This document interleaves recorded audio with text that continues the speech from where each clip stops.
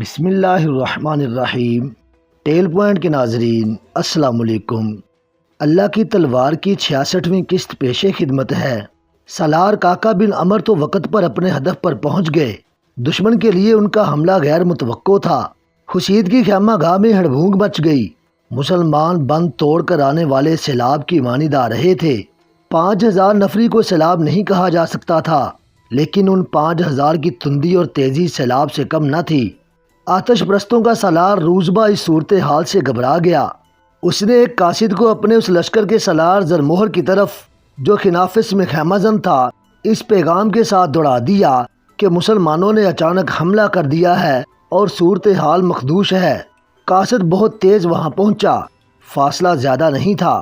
سالار زرمہر اپنے ساتھی سالار روزبہ کے اس پیغام پر ہنس پڑا۔ اس نے کہا، روزبہ کا دماغ چل گیا ہے۔ مسلمانوں میں اتنی جرأت کہاں کہ باہر آ کر حملہ کریں۔ قاصد نے اسے بتایا کہ وہ کیا دیکھ آیا ہے۔ زرمہر اپنے لشکر کو وہاں سے کہیں بھی نہیں لے جا سکتا تھا، کیونکہ اس کے سالار اعلیٰ بیمن جازویہ کا حکم تھا کہ کسی اور جگہ کچھ ہی ہوتا رہے، کوئی لشکر بغیر اجازت ادھر ادھر نہیں ہوگا۔ لیکن قاصد نے زرمہر کو پریشان کر دیا تھا۔ اس نے بہتر سمجھا کہ لشکر کو خنافس رہنے دے اور خود حسید جا کر دیکھے کہ یہ کیا معاملہ ہے۔ وہ جب حسید پہنچا تو اپنے ساتھی سالار روزبہ کو مشکل میں پھنسا ہوا پایا۔ کاکا کا حملہ بڑا زوردار حملہ تھا۔ اس نے دشمن کو بے خبری میں جا لیا تھا۔ دشمن کو یہ سہولت حاصل تھی کہ اس کی تعداد بہت زیادہ تھی۔ اس افراد کے بلبوتے پر آدھا لشکر بڑی عجلت میں لڑنے کے لیے تیار ہو گیا تھا۔ زرمہر بھی آ گیا تھا۔ اس نے روزبہ کا ساتھ دیا۔ توقع یہی تھی کہ آتش پرست مسلمانوں پر چھا جائیں گے۔ کاکا خالد والی شجاعت کا مظاہرہ کرنا چاہتا تھا۔ وہ روزبہ کو للکار رہا تھا۔ روزبہ قلب میں تھا۔ کاکا کی بار بار للکار پر وہ سامنے آ گیا۔ کاکا اپنے محافظوں کے نرغے میں اس کی طرف بڑھے جا رہے تھے۔ وہ اپنے محافظوں کے حصار سے نکل آیا۔ ادھر کاکا اپنے محافظوں کو چھوڑ کر آگے ہوا۔ دونوں نے ایک دوسرے پر وار کیے، وار روکے، پینترے بدلے، اور زیادہ وقت نہیں گزرا تھا کہ کاکا کی تلوار روزبہ کے پہلو میں بغل سے ذرا نیچے اتر گئی۔ کاکا نے تلوار کھینچ لی اور گھوڑے کو روک کر پیچھے کو موڑا۔ روزبہ گھوڑے پر سنبھلنے کی کوشش کر رہا تھا۔ کاکا نے پیچھے سے آ کر تلوار اس کی پیٹھ میں خنجر کی طرح ماری، جو روزبہ کے جسم میں کئی انچ اتر گئی۔ روزبہ گھوڑے سے اس طرح گرا کہ اس کا ایک پاؤں رکاب میں پھنس گیا۔ کاکا نے دیکھ لیا اور گھوڑے کو روزبہ کے گھوڑے کے قریب کر کے گھوڑے کو تلوار کی نوک چبوئی۔ گھوڑا سر پر دوڑ پڑا اور روزبہ کو زمین پر گھسیٹتا اپنے ساتھ ہی لے گیا۔ زرمہر قریب ہی تھا۔ کسی بھی مورخ نے اس مسلمان کماندار کا نام نہیں لکھا جس نے زرمہر کو دیکھ لیا اور اسے للکارا۔ زرمہر مقابلے کے لیے سامنے آیا اور اس کا بھی وہی انجام ہوا جو اس کے ساتھی روزبہ کا ہو چکا تھا۔ فرق صرف یہ تھا کہ اسے اس کے گھوڑے نے گھسیٹا نہیں تھا۔ وہ خون میں لت پت اپنے گھوڑے سے گرا اور مر گیا۔ مدائن کے اس لشکر میں ایک تو وہ کماندار اور سپاہی تھے جو پہلے بھی مسلمانوں کے ہاتھوں پٹ چکے تھے اور انہیں بے جگری سے لڑتے دیکھ چکے تھے۔ انہیں اپنی شکست کا یقین تھا۔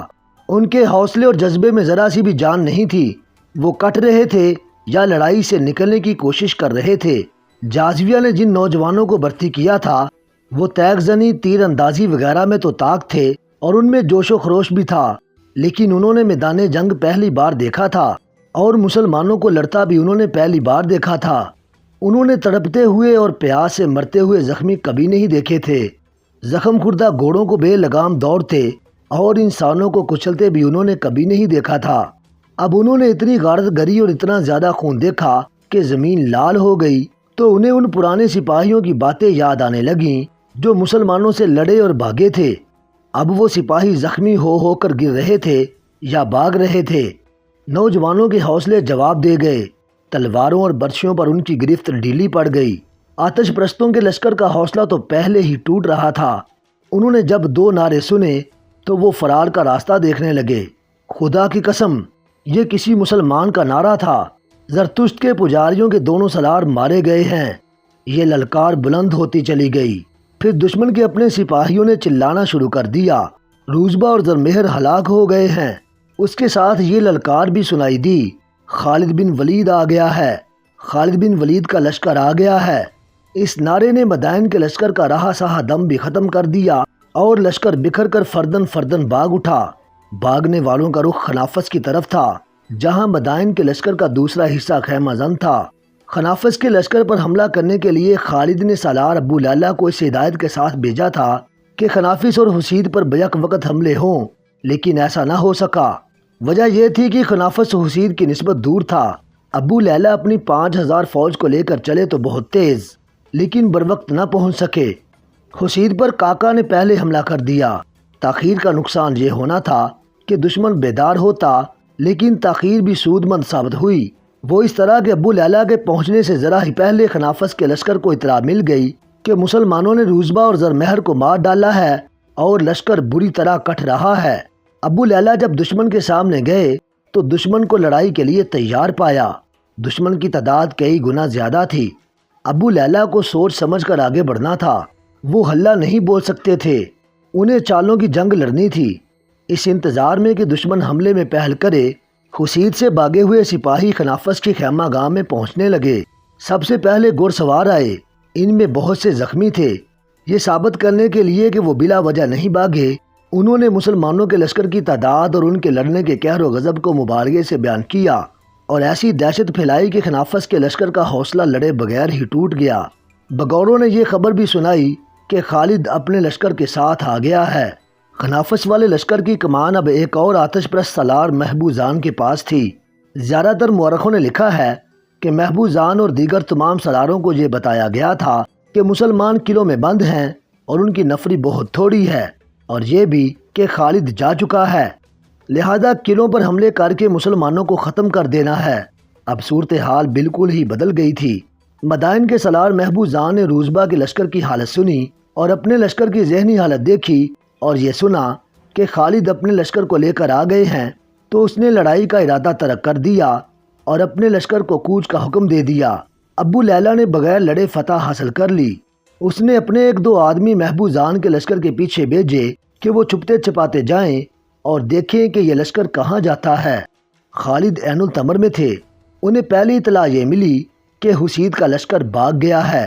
بہت دیر بعد ابو لیلہ کا بھیجا ہوا قاصد خالد کے پاس پہنچا اور یہ خبر سنائی کہ خنافس والا لشکر بغیر لڑے پسپا ہو گیا ہے اور مزید پہنچ کر عیسائیوں کے ساتھ جا ملا ہے۔ وہاں جو عیسائی قبیلوں کا لشکر جمع تھا، اس کی کمان حزیل بن عمران کے پاس تھی۔ اس طرح مزید میں دشمن کا بہت بڑا لشکر جمع ہو گیا تھا۔ خالد سوچ میں پڑ گئے۔ وہ آتش پرستوں کے مرکزی مقام مدائن پر حملہ کر سکتے تھے۔ مدائن فارس کی جنگی طاقت کا دل تھا۔ خالد نے سوچا کہ وہ اس دل میں خنجر اتار سکتے ہیں یا نہیں۔ مشہور مورخ طبری لکھتا ہے کہ خالد مدائن پر حملہ کرتے تو فتح کا امکان تھا، لیکن ان پر عقب سے یہ لشکر حملہ کر سکتا تھا جو مزید میں جمع ہو گیا تھا۔ خالد نے اپنے سالاروں سے مشورہ کیا تو اس نتیجے پر پہنچے کہ پہلے مزید کی اجتماع گاہ کو ختم کیا جائے۔ یہ فیصلہ اور ارادہ کر لینا کہ اس لشکر کو ختم کیا جائے آسان تھا۔ عملاً اتنے بڑے لشکر کو اتنی تھوڑی نفری سے ختم کرنا کہاں تک ممکن تھا، یہ یقینی نہیں تھا، مگر خالد اسے یقینی بنانے پر تلے ہوئے تھے۔ وہ ناممکن کو ممکن کر دکھانے والے جرنیل تھے۔ انہوں نے ایسی سکیم بنائی جسے آج کے جنگی مبصر بے مثال کہتے ہیں۔ خالد نے اپنے سالاروں، نائب سالاروں اور کمانداروں کو بلا کر کہا، میرے رفیقو، خدا کی قسم، تم نے جتنی کامیابیاں حاصل کی ہیں یہ انسانی سطح سے بالا ہیں۔ تم نے 5 گنا قوی دشمن کو، اس سے بھی زیادہ نفری کو جس طرح کاٹا اور بگایا ہے، یہ تمہاری مفوق الفطرت طاقت تھی، یہ ایمان کی قوت ہے، تمہیں اس کا اجر خدا دے گا۔ اب میں تمہیں ایک بڑے ہی کٹھن امتحان میں ڈال رہا ہوں۔ سالار کاکا بن عمر نے خالد کو ٹوک دیا، ابن ولید، کیا اتنی باتوں کو ضروری سمجھتا ہے؟ رب کعبہ کی قسم، ہم اس اللہ کے حکم سے لڑ رہے ہیں جس نے تجھے ہمارا امیر بنایا ہے۔ حکم دے کہ ہم آگ میں کود جائیں، پھر ہمارے جسموں کو جلتا ہوا دیکھ۔ خالد نے کہا، تجھ پر خدا کی رحمت ابن عمر، میں نے یہ باتیں اس لیے ضروری سمجھی تھی کہ میں تمہیں آگ میں کودنے کا حکم دینے والا ہوں۔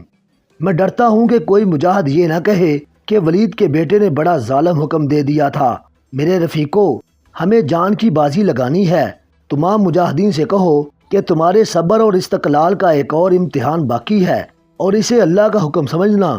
خالد نے اپنی جو سکیم سب کو بتائی وہ یہ تھی کہ دشمن پر رات کے وقت 3 اطراف سے حملہ کرنا ہے اور حملے کے مقام تک اتنی خاموشی سے پہنچنا ہے کہ دشمن کو خبر نہ ہونے پائے۔ خالد نے اپنی تمام فوج کو 3 حصوں میں تقسیم کیا۔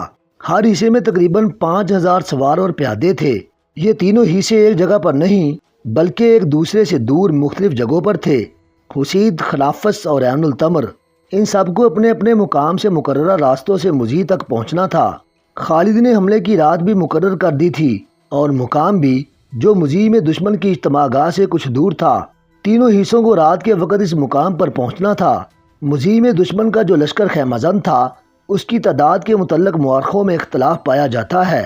یہ کہا جا سکتا ہے کہ دشمن کی تعداد 60 اور 70 ہزار کے درمیان تھی۔ اس پر حملہ کرنے والے مجاہدین کی تعداد 15,000 تھی۔ اس قسم کی سکیم کو پایا تکمیل تک پہنچانا ناممکن کی حد تک مشکل تھا۔ 5-5 ہزار کے لشکر کے لیے سفر کے دوران خاموشی برقرار رکھنا آسان کام نہیں تھا، لیکن بڑی سختی سے خاموشی برقرار رکھنی تھی۔ دوسری مشکل خالد کے لیے تھی۔ وہ خود عین التمر میں تھے، جہاں ان کی فوج کا صرف ایک حصہ تھا۔ دوسرے 2 حصوں کو حسید اور خنافس سے چلنا تھا۔ انہیں قاصدوں کے ذریعے اپنے رابطے میں رکھنا تھا تاکہ حملے والے مقام پر بروقت پہنچ سکیں۔ جو رات مقرر کی گئی تھی وہ نومبر 633 کے پہلے ہفتے کی ایک رات تھی۔ خالد کے مجاہدین کے تینوں حصے اپنے اپنے مقام سے چل پڑے۔ گھوڑوں کے منہ باندھ دیے گئے تھے۔ تینوں حصوں نے یہ انتظام کیا تھا کہ چند ایک آدمی لشکر کے آگے اور دائیں بائیں جا رہے تھے۔ ان کا کام یہ تھا کہ کوئی بھی آدمی راستے میں مل جائے اسے پکڑ لیں تاکہ وہ دشمن تک خبر نہ پہنچا سکے۔ دشمن کے بیدار ہو جانے کی صورت میں مجاہدین کی کامیابی مخدوش ہو جاتی اور دشمن گات بھی لگا سکتا تھا۔ رات کے چلے ہوئے اسی رات نہیں پہنچ سکتے تھے۔ دن کو لشکر کو چھپا کر رکھا گیا۔ دیکھ بھال والے آدمی دور دور پھیلے رہے۔ خالد نے اپنے جاسوس دشمن کی اجتماع گاہ مضی تک بھیج رکھے تھے۔ وہ دشمن کے متعلق اطلاعیں دے رہے تھے۔ ان کی آخری اطلاع یہ تھی کہ دشمن نے ابھی تک کوئی ایسی حرکت نہیں کی جس سے پتہ چلے کہ وہ کسی طرف حملے کے لیے کوچ کرنے والا ہے۔ مورخ لکھتے ہیں کہ دشمن کے سالار اپنے سالار اعلیٰ بہمن جازویہ کے اگلے حکم کا انتظار کر رہے تھے۔ خالد کے آ جانے سے ان کے لیے صورتحال بدل گئی تھی۔ اس کے مطابق انہوں نے اپنی ساری سکیم بدلنی تھی۔ اس رات بھی مضی کی خیمہ گاہ میں دشمن کا لشکر گہری نیند سو رہا تھا۔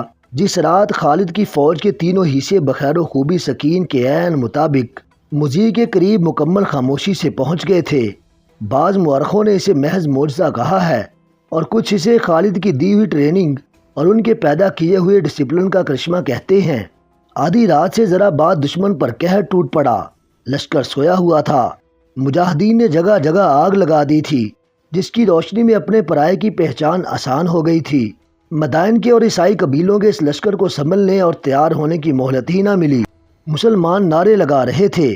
زخمیوں کی چیخ و پکار اس دہشت میں اضافہ کر رہی تھی جو دشمن کے لشکر پر طاری ہو گئی تھی۔ خالد کے حکم سے یہ للکار بڑی بلند تھی: مدینہ کے مجاہدوں، کسی کو زندہ نہ رہنے دو، ولجا کی طرح دشمن کا صفایا کر دو۔ دشمن کے گھوڑے جہاں بندھے تھے وہیں بندھے رہے۔ ان کے سوار ان تک پہنچنے سے پہلے ہی کٹ رہے تھے۔ مسلمانوں نے رات کے اندھیرے سے فائدہ اٹھایا تھا۔ اسی اندھیرے سے دشمن نے بھی فائدہ اٹھایا۔ کئی آتش پرست اور عیسائی زندہ نکل گئے۔ ان کی اجتماع گاہ 1.5-2 میل کے رقبے میں پھیلی ہوئی تھی۔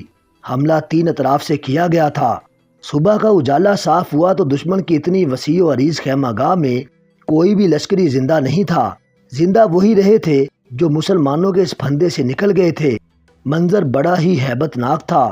جدھر نظر جاتی تھی سوائے لاشوں کے کچھ نظر نہ آتا تھا۔ لاشوں کے اوپر لاشیں پڑی تھیں۔ زخمی تڑپ تڑپ کر بے ہوش ہو رہے تھے۔ فضا خون اور موت کی بو سے بوجھل تھی۔ سالاروں کے خیمے دیکھے گئے۔ ان میں سامان وغیرہ پڑا تھا۔ شراب کی سراہیاں رکھی تھی۔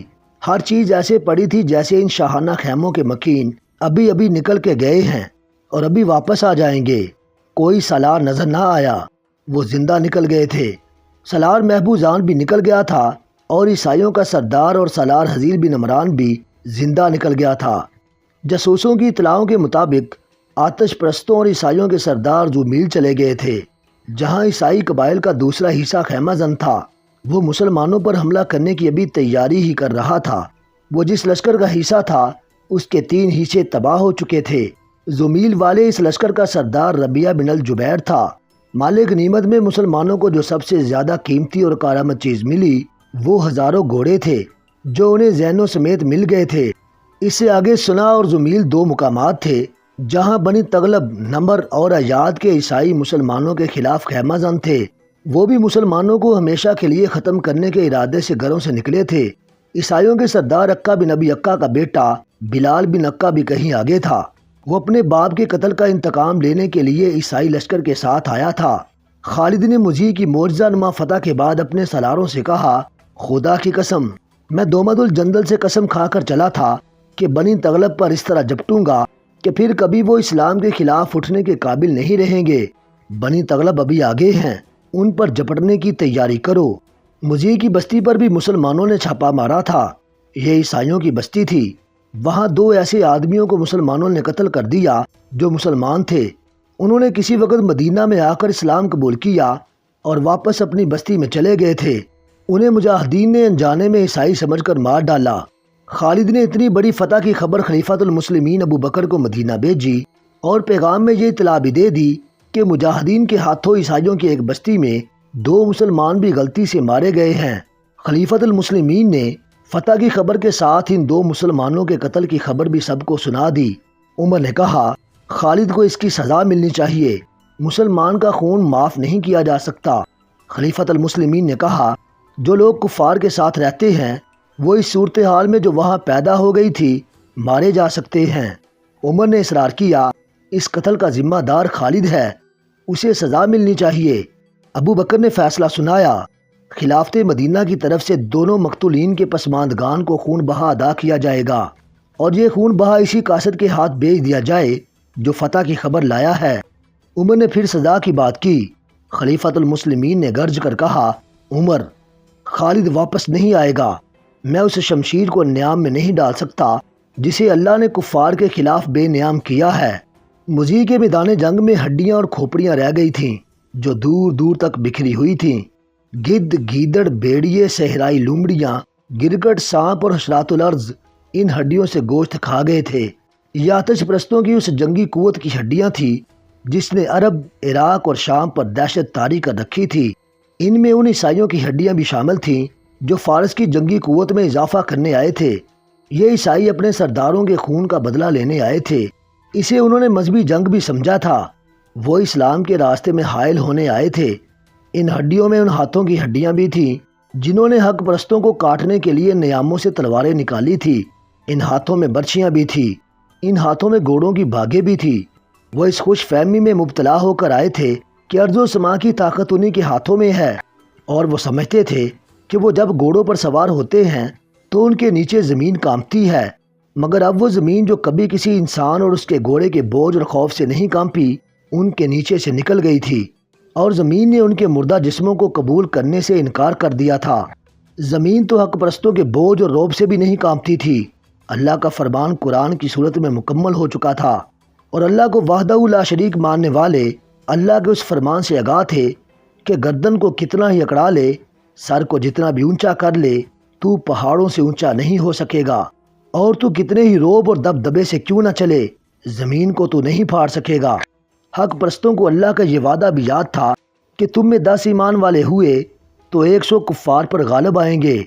یہ ایمان کی ہی قوت تھی کہ 10 ایمان والے 100 پر اور 20 200 پر غالب آ گئے تھے۔ مسلمانوں کے سالار ابو لیلہ اپنے کمانداروں اور چند ایک سپاہیوں کو جو ان کے ارد گرد اکٹھے ہو گئے تھے کہہ رہے تھے، سالار اعلیٰ ابن ولید کہے نہ کہے، کیا تم خود نہیں جانتے اگر تم سے ایمان لے لیا جائے تو تمہارے پاس گوشت اور ہڈیوں کے جسم رہ جائیں گے؟ کیا انجام ہوگا ان جسموں کا؟ وہ دیکھو، وہ کھوپڑیاں دیکھو، ان کے اوپر کا گوشت کھایا جا چکا ہے، ان کے اندر مغز موجود ہے، مگر یہ مغز اب سوچنے کے قابل نہیں رہے، ان میں کیڑے داخل ہو چکے ہیں اور ان کے مغز کیڑوں کی خوراک بن رہے ہیں۔ وہ ذرا اونچی جگہ کھڑے تھے، سب نے اس وسیع میدان کی طرف دیکھا جہاں کسریٰ کی فوج کا اور عیسائیوں کے لشکر کا کیمپ تھا۔ 3 راتیں پہلے یہاں گہما گہمی تھی، سپاہی ناچ رہے تھے، ان کے سالار اور سردار خیموں میں شراب پی رہے تھے، مسلمانوں کا شب خون ان پر قیامت بن کر ٹوٹا تھا۔ اور اب دیکھو، سالار کاکا بن عمر اپنے ماتحتوں اور سپاہیوں سے کہہ رہے تھے، یہ ان کا انجام ہے جنہوں نے اللہ کو نہ مانا، محمد کو اللہ کا رسول نہ مانا۔ انہوں نے اپنے خدا بنائے ہوئے تھے، ان کے سردار خداؤں کے الچی بنے ہوئے تھے، فارس کے بادشاہ اللہ کے بندوں کو اپنے بندے سمجھتے تھے۔ سالار اعلیٰ ابن ولید نے کہا ہے کہ مجاہدین کو بتاؤ کہ تمہیں اللہ دیکھ رہا ہے اور وہی ہے اجر دینے والا، اور اسی نے تمہارے جسموں میں اتنی طاقت بھر دی ہے کہ آرام کا ایک پل نہیں ملتا۔ تمہارے جسم لڑ رہے ہوتے ہیں یا کوچ کر رہے ہوتے ہیں اور اگلے روز اگلی لڑائی کے لیے تیار ہوتے ہیں۔ یہ طاقت جسمانی نہیں، یہ روح کی طاقت ہے، اور روح کو ایمان تقویت دیتا ہے۔ سالار اعلیٰ نے کہا ہے سب سے کہہ دو کہ تم زمین کی ملکیت پر لڑنے نہیں آئے، تم کفر پر غالب آنے کے لیے لڑ رہے ہو۔ سالار زبرقان اپنے دستوں کے کمانداروں سے کہہ رہے تھے۔ ابن ولید نے کہا ہے کہ ان جسموں کو ایمان سے اور پاک عزم سے خالی کر دو تو ابھی گر پڑو گے، اور جسم روحوں سے خالی ہو جائیں گے۔ جسم تو 2 لڑائیاں لڑ کر ہی ختم ہو گئے تھے، اب تمہاری روحیں لڑ رہی ہیں۔ بقیہ حصہ انشاءاللہ ہم اگلی اقساط میں بیان کریں گے۔